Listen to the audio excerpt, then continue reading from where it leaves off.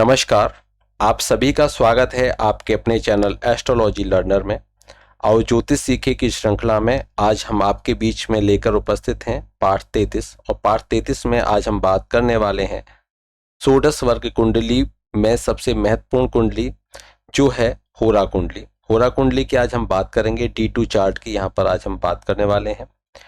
D2 chart का उपयोग जो धन संप्रदा है उसको जानने के लिए, कितना धन रहेगा उसको जानने के लिए इसका उपयोग किया जाता है, उसका सूक्ष्म अध्ययन किया जाता है। तो चलिए शुरू करते हैं।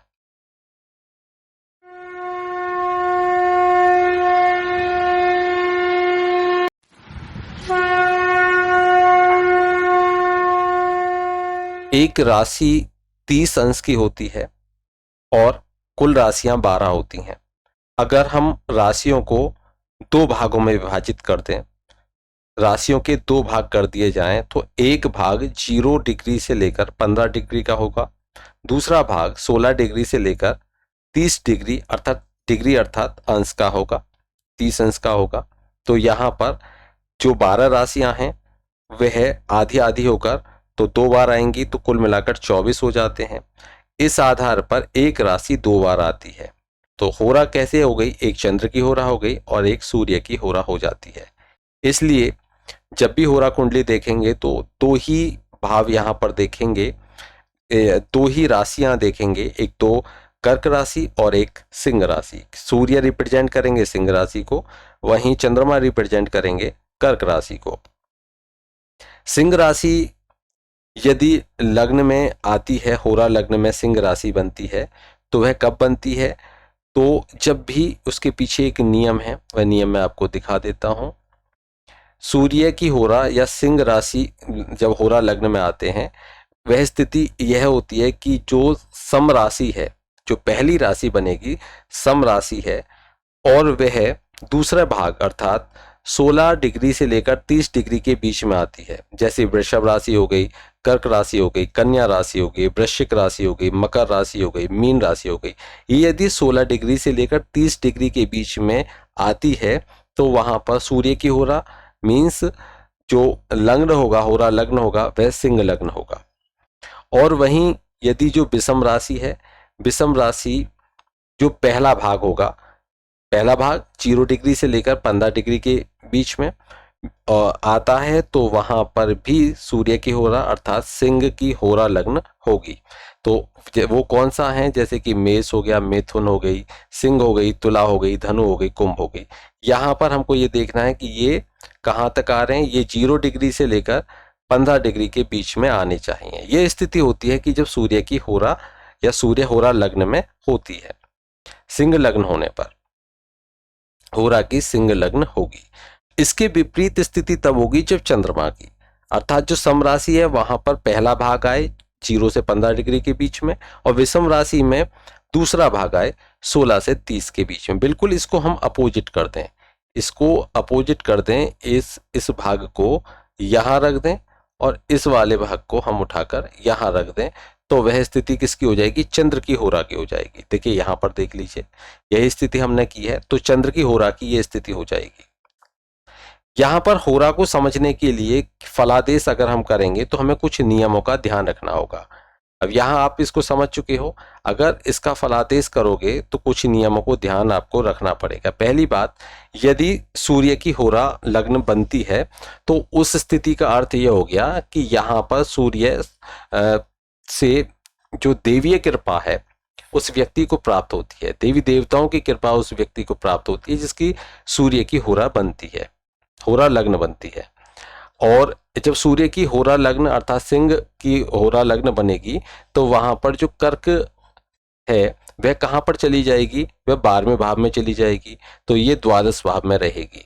अब यहाँ पर जितने भी ग्रह होंगे होरा लग्न में, आप देखिए जितने भी ग्रह होंगे वह सभी इन दो भावों में बैठेंगे। अगर सिंह की होरा लग्न है तो वहां पर कुछ ग्रह इस भाव में बैठ जाएंगे, कुछ ग्रह यहाँ बैठेंगे, बाकी सभी जो भाव हैं वह खाली रहेंगे।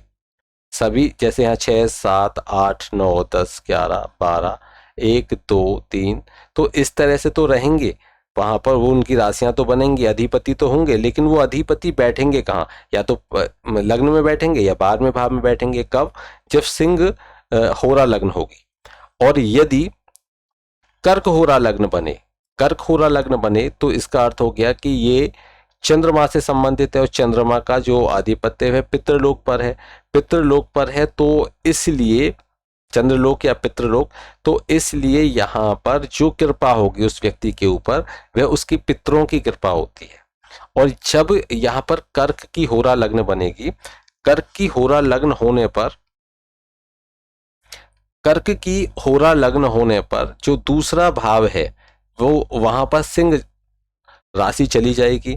तो यहाँ पर ग्रह जो बैठेंगे पहले भाव और दूसरे भाव में बैठेंगे, और यहाँ पर ग्रह बैठेंगे पहले भाव और 12वें भाव में। यह आपको ध्यान में रखना है। अब हम कुछ नियमों को समझते चलेंगे, क्योंकि देखिए सूर्य के जो स्वामी हैं होते हैं वह किसके हैं? सिंह के। और सूर्य कैसे ग्रह हैं? पुरुष ग्रह हैं। तो यहाँ पर एक नियम आपको ध्यान में रखना होगा कि जब भी यहाँ पर जितने अधिक पुरुष ग्रह बैठेंगे, जितने अधिक पुरुष ग्रह यहाँ पर बैठेंगे उतने ही ज्यादा ये शुभ है। और वहीं यदि कर्क है वहां पर जितने ज्यादा स्त्री ग्रह बैठेंगे इस भाव में उतनी ही ज्यादा, अगर कर्क होरा लग्न है तो उतनी ही ज्यादा वह शुभ रहेगी। और देखिए कर्क राशि में स्त्री ग्रह अधिक रहते हैं तो वह उतने ही ज्यादा शुभ और अच्छे परिणाम देती है। ऐसे व्यक्ति को बहुत अधिक धन संपदा मिलती है, बहुत अधिक वह धनाढ्य होता है, ऐशो आराम में उसकी जिंदगी कटती है, उसको किसी प्रकार की कोई परेशानी का सामना नहीं करना पड़ता। वहीं यदि सिंह राशि है, सिंह की हो रहा है, तो ऐसा व्यक्ति परिश्रमी होगा, मेहनती होगा, अपनी मेहनत के बल पर वह धन संपत्ति प्राप्त करता है। और देखिए बस नियम हमको ये ध्यान में अच्छे से रखना है कि स्त्री राशि है तो स्त्री राशि के साथ में स्त्री ग्रह अधिक हो, और जो पुरुष राशि है तो पुरुष राशि के साथ में चाहे वे यहाँ पर बैठे हों या यहाँ पर बैठे हों, लेकिन अधिक यहाँ पर स्त्री और पुरुष को ध्यान में रखना होगा। स्त्री राशि में स्त्री ग्रह अधिक हो, अर्थात सिंह राशि में पुरुष ग्रह अधिक हो। कर्क राशि में होराम की हम बात कर रहे हैं, कर्क राशि में जो स्त्री ग्रह हैं वह अधिक हों तो ये शुभ होता है, अच्छा माना जाता है।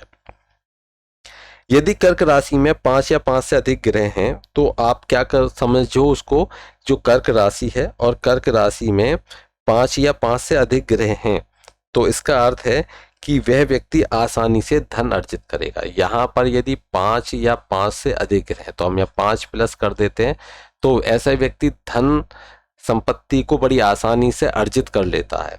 थोड़ी सी मेहनत करता है लेकिन उसको प्राप्त बहुत ज्यादा हो जाता है। लेकिन वहीं यदि स्थिति सूर्य की है तो यहाँ पर यदि 5 या 5 से अधिक ग्रह हैं तो जितने 5 से अधिक होते चले जाएंगे वहां पर उस व्यक्ति का जो परिश्रम है उतना ही अधिक बढ़ा देंगे। ये आपको ध्यान में रखना है। वे जिंदगी में पाएगा, लेकिन 36 साल के बाद में उसका भाग्योदय होता है, वह वहां पर अच्छा जो उसको धन संपत्ति प्राप्त होती है, बड़े बड़े धन संपत्ति उसके परिश्रम से प्राप्त होती है, वह उसको 36 साल की आयु के बाद में धीरे धीरे उसके भाग्य में वृद्धि होती चलती है। यहाँ पर यह ध्यान में हमको रखना होगा। वहीं यदि लग्नेश और धनेश, अब हम नियमों को समझ लेते हैं थोड़ा सा। कुंडली में आपके पास में जो लग्न कुंडली है, अब लग्न कुंडली यहाँ हम इसको देख लेते हैं।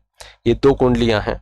यदि यहाँ पर ये लग्न कुंडली है जिसको हम D1 चार्ट भी कहते हैं, ये D1 चार्ट है, ये 2 D1 चार्ट हैं, और ये D2 नहीं D1, और ये D2 चार्ट है। होरा कुंडली को D2 चार्ट बोलते हैं और लग्न कुंडली को D1 चार्ट बोलते हैं। सबसे पहले नियम हमको ये समझना होगा कि लग्न मजबूत बलवान होना चाहिए। लग्न बलवान जितना होगा, लग्न में वह अच्छे अच्छे योग जितने अच्छे बनेंगे, धन संबंधित योग अगर अच्छे हैं तो निश्चित है कि होरा में भी अगर योग अच्छे हैं तो वहां पर उस व्यक्ति को 100% धन की प्राप्ति होगी।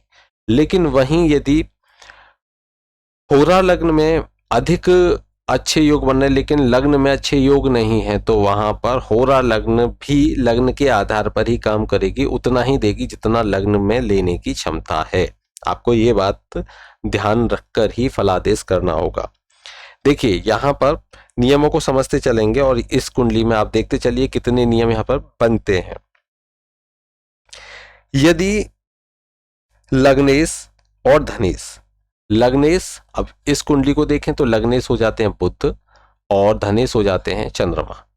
तो लग्नेश और धनेश यदि होरा की जो लग्न राशि है वहां पर बैठे हैं तो व्यक्ति आसानी से धन अर्जित कर लेगा। अगर ये 4 और 5 के लग्न के 4 और 5 के जो स्वामी हैं, जो 4-5 अर्थात पहले भाव और दूसरे भाव के जो स्वामी हैं वह कहाँ बैठ जाएं, लग्न में आकर बैठ जाएं। लग्न भी कौन सी लग्न होनी चाहिए, तो लग्न में आकर बैठ जाएं। यदि लग्नेश और धनेश होरा राशि का जो लग्न है उसमें आकर बैठ जाए तो ऐसा व्यक्ति क्या करेगा, आसानी से धन संपत्ति अर्जित करेगा। जैसे कि यहाँ बुध हो गए और बुध हो गए और यहाँ पर अगर चंद्रमा भी होते, मैं लिख देता हूँ अलग से, चंद्रमा भी होते तब यहाँ पर ये जो नियम है ये यहाँ पर बन जाता कि बुध और चंद्रमा बैठे हुए हैं, क्योंकि लग्नेश और धनेश अगर लग्न में बैठ गए आकर तो वहां उस व्यक्ति को धन संपत्ति अर्जित कराकर ही जाएंगे, तो उसको धन संपत्ति अर्जित कराएंगे खूब सारी।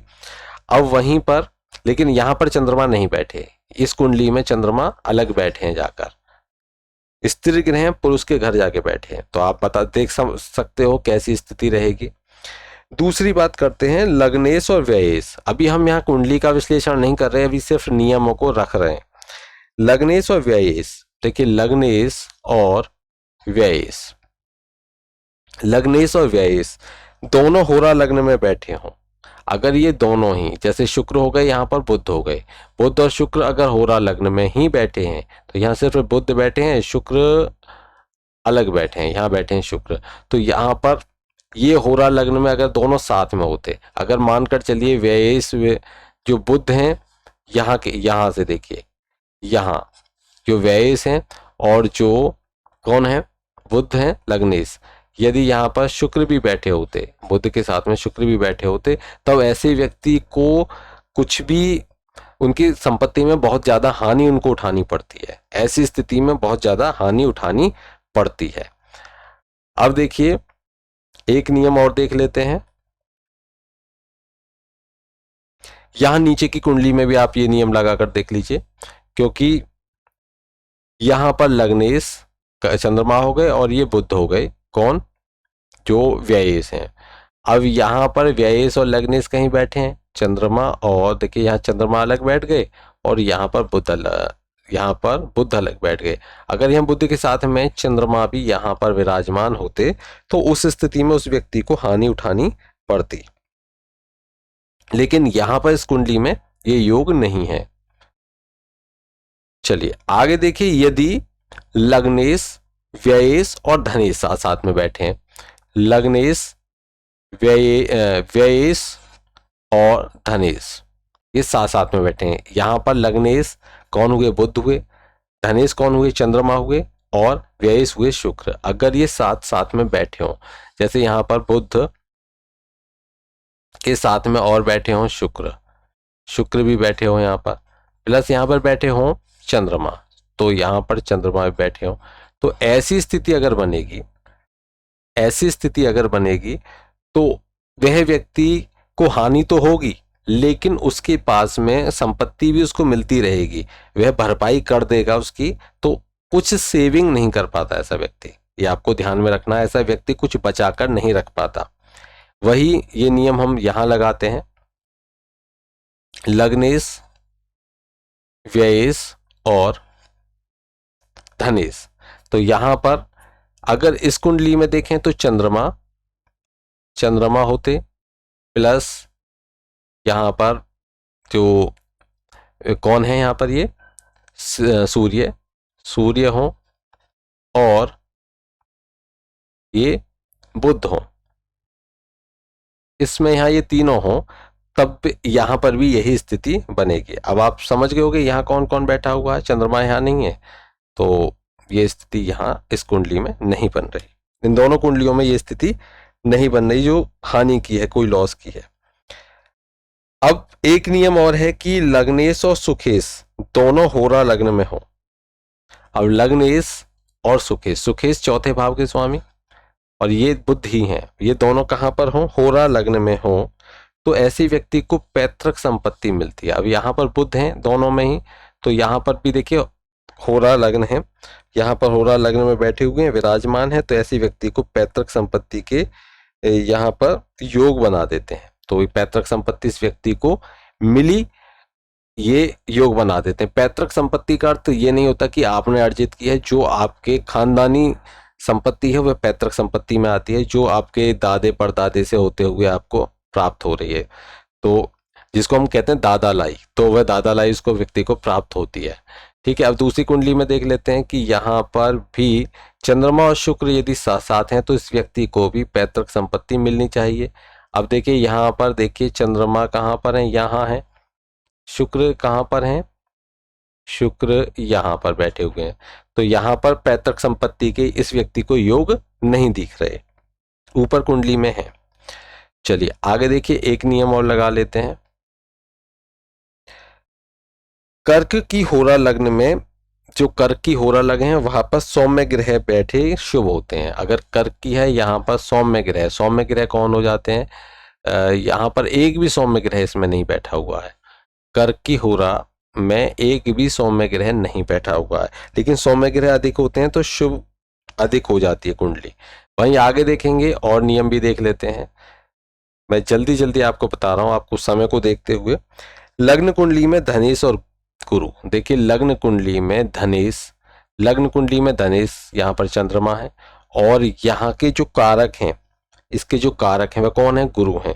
तो यहाँ पर लग्न कुंडली में धनेश और गुरु एक साथ कहाँ पर हो, कर्क की होरा में, तो यहाँ पर चंद्रमा और गुरु अगर साथ साथ हैं, अब चंद्रमा और गुरु कहाँ बैठे हैं, सिंह में बैठ के, तो यहाँ ये नियम यहाँ नहीं लगा।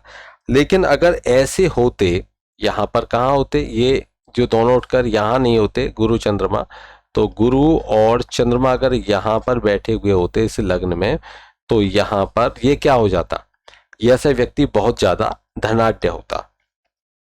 दूसरी कुंडली में क्योंकि यहाँ पर कर्क की ही हो रहा है तो हम दूसरी को नहीं देखेंगे, वह सिंह की हो रहा है। आगे देखिए, आगे कुछ और नियम है। लग्नेश, धनेश, सुखेश और पंचमेश और भाग्येश, देखिए लग्नेश, धनेश, सुखेश, सुख भाव के स्वामी, और पंचमेश, और कौन से हैं, भाग्येश। यहां पर कौन कौन होते हैं ये देखिए, यहां पर कौन कौन से ग्रह हो गए, एक बुध हो गए, चंद्रमा, बुध चंद्रमा शुक्र और शनि, बुध चंद्रमा शुक्र और शनि, ये सब कर्क लग्न की होरा में हो तो ऐसे व्यक्ति को करोड़पति योग मिल होता, मतलब खूब धन संपत्ति होती है, खूब अथाह ऐसे व्यक्ति के पास में होती है। तो अब यहाँ देखिए, बुध चंद्रमा शुक्र और शनि, बुध, अब यहाँ चंद्रमा नहीं है, देखिए बुध, अगर यहाँ बुध चंद्रमा और ये शुक्र शनि अलग हो गए तो यहाँ ये करोड़पति का नहीं बना इसमें कुंडली में, लेकिन कर्क की में है तो यहाँ दूसरे में हम इसको अप्लाई नहीं करेंगे, ये सिंह की हो रहा है, सिंह लग्न है, तो यहाँ पर ये होता कि यहाँ पर ये कौन कौन से, फिर से सुन लीजिए आप, जहां जहां ये है कि लग्नेश 1 नंबर, 2 नंबर और 4 नंबर, 5 नंबर और 9 नंबर, इनके जो स्वामी हैं वह यदि कर्क की होरा लग्न में बैठे हैं साथ साथ, तो ऐसे व्यक्ति को करोड़पति का अर्थ हो गया कि उसके पास में अथाह धन संपत्ति होती है। आगे देखिए, कर्क की होरा लग्न हो और दूसरे भाव में 5 या उससे अधिक ग्रह हो तो वह अपना सुखी जीवन जीने वाला व्यक्ति होगा। अब कर्क की होरा हो गई तो दूसरा भाव किसका हो गया, सिंह राशि का। अगर यहाँ पर जो 5 से ऊपर ग्रह अगर यहाँ पर बैठे हुए हैं तो उस व्यक्ति का जो जीवन है शांति से वह जीवन जीता है, मेहनती तो होगा ही होगा, मेहनत करेगा और अपना जीवन यापन करेगा, सुखी जीवन यापन उस व्यक्ति का होता है। चलिए, ये भी कर्क की होरा में था। अब आगे देखिए, यदि लग्नेश और धनेश, यदि लग्नेश और धनेश, अब लग्नेश और धनेश, यहां पर हम सूर्य की होरा देखेंगे। लग्नेश और धनेश, एक तो सूर्य हो गए और एक चंद्रमा हो गए। यहां पर इस कुंडली में सूर्य और चंद्रमा है, लग्नेश और धनेश। तो लग्नेश और धनेश ये दोनों क्या हैं सूर्य की होरा में, ये बहुत संपत्ति दिलाने वाले होते हैं। सूर्य की होरा हो और लग्नेश और धनेश क्या करते हैं, ये उस व्यक्ति को बहुत धन संपत्ति, अगर ये साथ हैं, अगर कुंडली में सूर्य की होरा है और लग्नेश चंद्रमा और धनेश गुरु साथ साथ में बैठे हुए हैं, अगर यहाँ पर गुरु के साथ में चंद्रमा भी होते तो इस व्यक्ति के लिए बहुत अच्छा योग होता 36 के बाद में। लेकिन 36 वर्ष के बाद में हमको ध्यान रखना है, 36 वर्ष के बाद में ऐसा व्यक्ति खूब धन संपत्ति कमाता है, खूब धन संपत्ति अर्जित करता है। अब सूर्य की होरा है, लग्न में सूर्य की होरा, अब सूर्य की होरा को फोकस कर रहे हैं हम इस समय। धनेश और गुरु हो, यहाँ पर धनेश और ये यहाँ देखिए, यहाँ धनेश और गुरु, मतलब यहाँ पर सूर्य और बृहस्पति अगर साथ साथ हो, सूर्य और बृहस्पति साथ साथ हो, देखिए अगला नियम यहाँ पर लगाते हैं इसमें, यहाँ पर सूर्य और बृहस्पति, देखिए बन रहा है ये योग, सूर्य और बृहस्पति दोनों साथ साथ हैं, तो ऐसा व्यक्ति धनाढ्य होगा और जो धन कमाएगा वह बिल्कुल नियमों के आधार पर कमाएगा, नीति कोई अवैध तरीके से धन को अर्जित नहीं करेगा, दानवीर होगा ऐसा व्यक्ति। धन अर्जित जो करेगा बहुत ही सही और सदमार्ग से करेगा, अच्छे अच्छे कार्यों में अपना ध्यान को वह व्यय करता है। तो यहाँ पर ये देखा। अब सूर्य की होरा से ही हम आगे देखेंगे, चंद्र की होरा के मैंने काफी आपको बता दिए।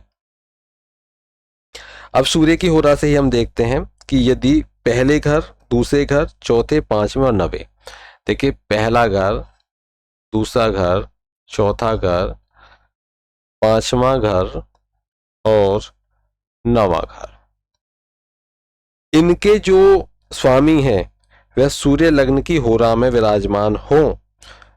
अगर इनके स्वामी कौन कौन हो गए, यहाँ पर चंद्रमा, सूर्य, तो यहाँ देखिए इस कुंडली में तो चंद्रमा हट ही गए, तो ये रूल ध्यान नहीं लगेगा, लेकिन हमको सीखना है, तो हम सीख रहे हैं क्या है कि चंद्रमा, सूर्य यहाँ पर, और प्रथम भाव का स्वामी, दूसरे भाव का स्वामी लग्न का, चौथे भाव का स्वामी, पंचम भाव का स्वामी और जो नवम भाव का स्वामी है। तो यहाँ पर कौन कौन बनते हैं, यहाँ पर चंद्रमा, सूर्य, शुक्र, मंगल और बृहस्पति, यदि ये एक साथ या लग्न में विराजमान हो जाए, तो लग्न में विराजमान हो जाते हैं सूर्य लग्न की होरा में, तो वह व्यक्ति बहुत धन अर्जित करने वाला होता है, अपने दम पर वह धन को अर्जित करता है, कड़ी मेहनत करके अपना नाम वह रोशन करता है, अपने नाम के नए नए कीर्तिमान स्थापित करने वाला ऐसा व्यक्ति होता है, बहुत धन संपत्ति इकट्ठी करने वाला होता है ऐसा व्यक्ति। आगे देखिए, सिंह की होरा को ही हम लेकर चलेंगे, सिंह की होरा लग्न में हो, और देखिए यहाँ पर जो सिंह की होरा होगी तो ये दूसरा भाव, जो 12वां भाव है, ये एक्टिव रहेगा, और कर्क की होरा में दूसरा भाव एक्टिव था, लेकिन यहाँ पर 12वां भाव एक्टिव रहेगा। तो इसमें यदि पहले और दूसरे भाव के स्वामी लग्न में, पहले भाव और दूसरे भाव के स्वामी, पहला भाव और दूसरे भाव के स्वामी चंद्रमा और सूर्य प्लस चंद्रमा, अब यहाँ तो चंद्रमा है, लेकिन अगर कोई भी और भी रहे तो पहला भाव और दूसरा भाव देखेंगे, साथ ही साथ चंद्रमा इनके साथ में हो, तो ऐसे व्यक्ति संपत्ति कमाते हैं, खूब संपत्ति कमाते हैं। अब यहाँ पर यदि कौन कौन बैठे हो पहले भाव की, तो यहाँ पर सूर्य भी बैठे, अगर यहाँ पर सूर्य भी बैठे होते, क्योंकि दूसरे भाव के स्वामी कौन है, सूर्य, अगर ये भी बैठे होते तो ऐसी स्थिति बनती कि ऐसा व्यक्ति खूब धन संपत्ति अर्जित करता, लेकिन उसको भोग नहीं पाता, उसको भोग नहीं पाता। जब धनेश और लग्नेश कहाँ बैठ जाएं, होरा कुंडली के 12वें भाव में आकर बैठ जाएं, तो वहां पर क्या हो जाएगा, ऐसे व्यक्ति खूब धन संपत्ति अर्जित करेगा, लेकिन उसका भोग नहीं कर पाता। ये आपको ध्यान में रखना होगा, उसका भोग नहीं कर पाता। आशा करता हूं सारे नियम आप अच्छे से समझ पा रहे होंगे। वहीं आगे और देखते हैं कि 12वें घर में जब चंद्रमा जो जन्म लग्न में केंद्र में हो, अगर यहाँ पर चंद्रमा केंद्र में है, जैसे यहाँ पर ये चंद्रमा केंद्र में है, जन्म लग्न में केंद्र में हो, और 12वें भाव में भी चंद्रमा कहां पर हो, यहां पर हो, 12वें भाव में हो रहा की कुंडली में, और वहां पर लग्न में केंद्र में हो, तो ऐसा जो व्यक्ति होगा उसके जो परिवार वाले होंगे वो इमोशनल होगा, उसके परिवार वाले उसको लूट कर खा जाएंगे, उसकी संपत्ति को निकलवा लेते हैं, उसको लूट कर खा जाते हैं। ऐसा व्यक्ति जो होगा अपनी इमोशनल होकर उसको लूट लेंगे, सारी चीजें उससे लूट के ले जाते हैं। ऐसी स्थिति आती है, अर्जित खूब करता है लेकिन उसको क्या करते हैं, ऐसे जो उसके परिवार के कुटुंबी जन होते हैं वे उसको बहलाकर फुसलाकर या किसी भी तरीके से इमोशनल करके उसकी धन संपत्ति को लूट लेते हैं। अब देखिए यहाँ ये दूसरी कुंडली में ये योग बन रहा है, ठीक है। आगे देखिए, यदि जो 12वां भाव है, जो 12वां भाव है उसमें पहला भाव अर्थात लग्नेश, धनेश और जो सुखेश है, देखिए लग्नेश, धनेश और सुखेश, तो यहां पर चंद्रमा, सूर्य और शुक्र यही बैठे। ये अगर लग्न कुंडली में ही 6, 8, 12 में हो, अगर इनमें से, अब देखिए यहां पर कौन कौन, चंद्रमा 6, 8, 12 में कहीं नहीं है, शुक्र 6, 8, 12 में है, नहीं है, और सूर्य 6, 8, 12 में नहीं। अगर ये यहाँ पर होते हैं तो ऐसा व्यक्ति जो होगा वह संपत्ति को भोग नहीं पाता, और उसके जो खानदानी संपत्ति भी होती है उसको भी वह नष्ट कर देता है, वह भी उसके हाथ से निकल जाती है। अब देखिए लग्नेश और धनेश और आयेश, लग्नेश आगे देख लेते हैं नियम को,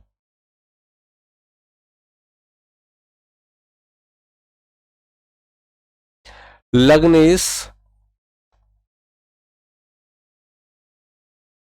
धनेश और आयेश, यहां पर कौन है, चंद्रमा, सूर्य और शुक्र। चंद्रमा, सूर्य, शुक्र इस कुंडली में है, तो ये लग्नेश हो गए, धनेश होकर आयेश हो गए, ये अपनी इसमें कहाँ हो, स्वक्षेत्री हो, खुद के घर में हो या मित्र के घर में हो, त्रिकोण में बैठे हो, उच्च के हो, केंद्र में हो, तो ऐसा व्यक्ति क्या होगा, साथ ही साथ ये सिंह की होरा में हो और यहां पर आकर सिंह की होरा में बैठ जाए, जैसे कि ये चंद्रमा है, चंद्रमा केंद्र में बैठ गए यहां आकर। सूर्य कहाँ बैठे हैं इस कुंडली में, देखिए सूर्य यहाँ बैठे हैं, ये भी अच्छे हैं, त्रिकोण भाव में बैठे हुए हैं, धन त्रिकोण है ये और लाभ भाव है। और वहीं जो चंद्रमा है वे चंद्रमा कहाँ बैठे हुए हैं इस कुंडली में, यहाँ बैठे हैं चंद्रमा, यहाँ ये बैठे हुए हैं, और जो शुक्र हैं वह कहाँ बैठे हुए हैं, शुक्र इस कुंडली में कहाँ बैठे हुए हैं, शुक्र इस कुंडली में देखिए शुक्र कहाँ बैठे हुए हैं, हाँ शुक्र बैठे हुए सूर्य के साथ में, यहाँ बैठे हुए हैं, तो सबकी स्थिति अच्छी है। तो यहाँ बैठे हुए हो तो ऐसा व्यक्ति क्या होता है, और साथ ही साथ ये जो है ये सिंह होरा में हो, तो यहाँ पर हमको देखना है कि शुक्र, सूर्य और चंद्रमा, शुक्र, सूर्य, शुक्र और चंद्रमा, बस चंद्रमा यहां से हट गए, अगर ये तीनों साथ होते सूर्य की होरा में, तो ऐसी स्थिति में यह व्यक्ति या तो सीए होते या वकील होते या डॉक्टर होते, और इस तरीके से ये बहुत धन अर्जित करते। तो यहाँ पर आशा करता हूं आपको ये बहुत अच्छे से जो होरा कुंडली है, बाकी और भी अगर विश्लेषण करोगे तो और भी बहुत तरीके हैं इसके, और भी बहुत कुछ फलादेश से आप कर सकते हो आसानी से, लेकिन आशा करता हूं कि ये टॉपिक बहुत ज़्यादा बड़ा हो जाएगा, टाइम बहुत ज़्यादा इसमें लग जाएगा, आगे फिर कभी अगर पार्ट 2 लाना पड़ा तो मैं लेकर आऊँगा। यहाँ तक ये नियम आपको कैसे लगे, होरा कुंडली को आप कितना समझे, हमें कमेंट करके ज़रूर बताइए। तो आज के लिए इतना ही, चलिए मिलते हैं फिर किसी और टॉपिक को लेकर, तब तक के लिए जय श्री कृष्ण।